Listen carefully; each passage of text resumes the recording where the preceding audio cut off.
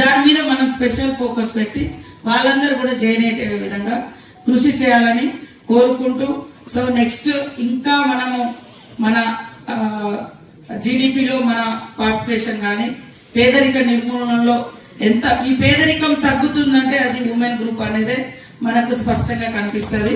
So next time అలా మనం చేసుకుందాం.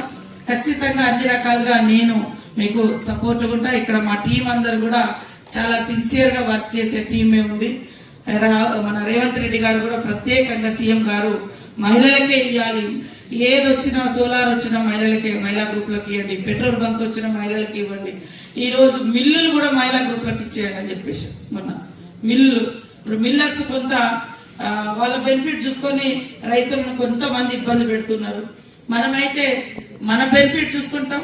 10 రూపాయలు వస్తే ఒక 2 రూపాయలు బెనిఫిట్ తీసుకో, కానీ 10కి 10 మొత్తము రైతుల దగ్గర లాగేసుకుంటామంటే కుదరదు కదా. అట్లాంటి కొన్ని మిల్లర్స్ కొన్ని ఇబ్బంది పెడుతున్నారు.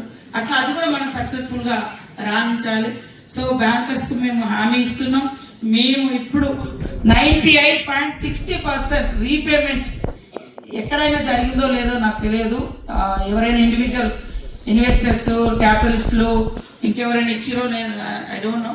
బట్ మా మహిళా గ్రూప్స్ మాత్రం ఖచ్చితంగా నెక్స్ట్ ట్రిప్, నెక్స్ట్ దాంట్లో, నెక్స్ట్ ఇప్పుడు తీసుకునే దాంట్లో 100% మేము రీచ్ అవుతామని మీకు అందరికీ మేము హామీ ఇస్తాం.